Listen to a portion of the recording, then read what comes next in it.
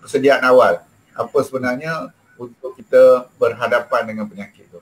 Ya doktor, penjelasan tadi. Terusnya saya ingin nak tanya doktor tentang jenis-jenis screening yang biasa yang kita lakukan. Boleh doktor jelaskan? Dekat Malaysia ni ada banyak program yang ada yang kerajaan buat secara percuma dan ada yang bagi diskaun. Yang digalakkan sangat sekarang ni untuk yang diberi diskaun, diberi galakkan oleh pihak kerajaan ialah untuk buat screening untuk breast cancer. Saya kalau kanser payudara, saya selalu kata dekat pesakit-pesakit saya kalau ni kanser payudara ni adalah antara kanser yang doktor-doktor kat Malaysia ni paling tahu macam mana nak berubat. Sebab dia ada screening program dia. Jadi program screening ni untuk payudara ni dia banyak, kalau yang diberi diskaun oleh kerajaan pun dia kena buat ultrasound, dia ada pemeriksaan dulu, pemeriksaan cara dia, pemeriksaan dada dan payudara. Lepas tu dia ada ultrasound dan juga dia ada buat mammogram. Benda tu kalau kita buat kat luar sebenarnya lebih kurang RM200. Tapi kalau kita pergi dekat tempat-tempat yang dia ada program ni, kalau kat Taipei ni dekat klinik LPPKN dekat Masjid Kampung Jambu, kat belakang pada Hotel Legend Inn tu ada satu klinik LPPKN.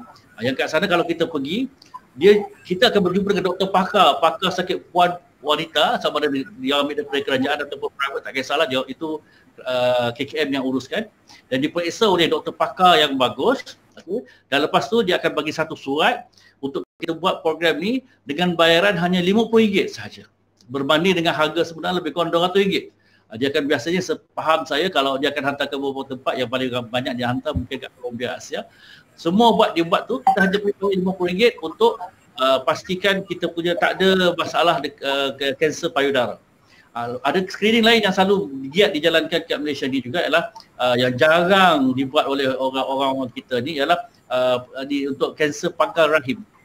Pun dibuat dekat LPPKN juga, dibuat oleh doktor wanita, semua mata kat sana. Jadi ini dua screening yang selalu kita buat. Sekarang ni COVID-19 banyak dibuat screening sekarang ni ialah screening untuk COVID-19 lah.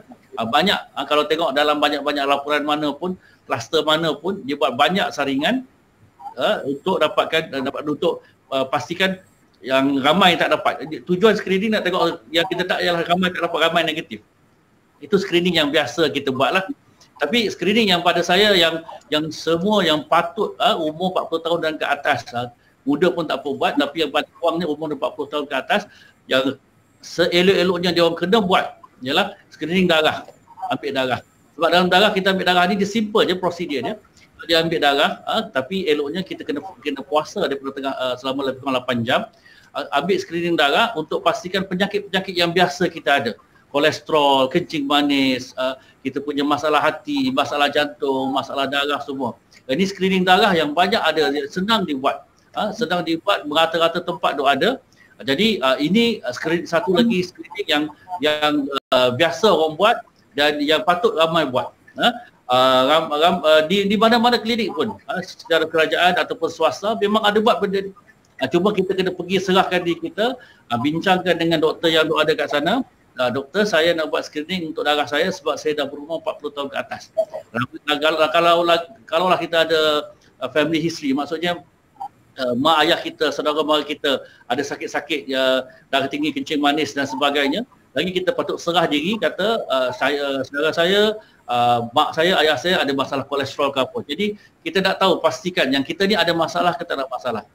Life begins at 40 orang kata kan, tapi sebenarnya penyakit pun bermula umur 40 tahun. Banyak penyakit umur 40 tahun, 40-45 tahun tu, itu umur memang penyakit datang tu, Allah biasalah tu. Jadi bila kita umur 40 tahun, serah diri, paling kurang untuk lelaki, untuk perempuan pun sama, paling kurang pergi serah diri untuk ambil ujian darah, paling simple lah, ujian darah, di screening darah, ambil tekanan darah kita, pergi periksa kesihatan walaupun kita masih sihat. Supaya apa? Kita tak tahu keadaan diri kita macam mana. Jadi yang di samping ujian screening yang biasa dilakukan oleh pihak kerajaan, yang diajukan oleh pihak kerajaan dengan percuma dan sebagainya ni, saya sangat menggalakkan. Saya memang kat klinik saya memang saya buat promosi daripada dulu sampai sekarang, memang saya tak pernah naik harga pun untuk buat screening darah.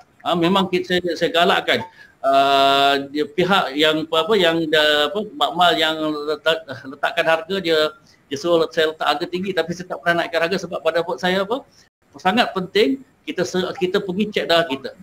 Bila dah umur 40 tahun tu, pergi cek darah kita. Paling kurang sekali, lepas tu daripada ujian darah kita tu, keputusan yang mana kita dapat tu, kita tengok berapa kerap kita nak kena buat. Apa masalah kita, apa yang kita kena buat, apa yang kita kena ubah dalam hidup kita, apa yang kita kena betulkan supaya benda ni dapat menolong kita tak dapat penyakit lain. Jadi kesimpulan tuan soalan tadi ialah ada banyak jenis screening yang ada. Bergantung mungkin apa yang kita nak. Yang paling famousnya screening untuk payudara, kanser payudara, screening untuk sepangkal rahim. Ada juga screening untuk yang bermasalah, dia buat apa kolonoskopi, dia masukkan kamera kat belakang untuk tengok kanser kolon. Ada ramai juga kanser kolon dia buat macam tu. Dan kita buat screening lain, tapi screening yang saya rasa paling penting untuk semua orang buat ialah buat screening untuk darah, untuk cek kesihatan kita. Nanti kita boleh bincangkan tentang package mana yang patut kita ada, kita tahu semua supaya kita ambil tahu screening kesihatan darah kita apa yang perlu kita buat.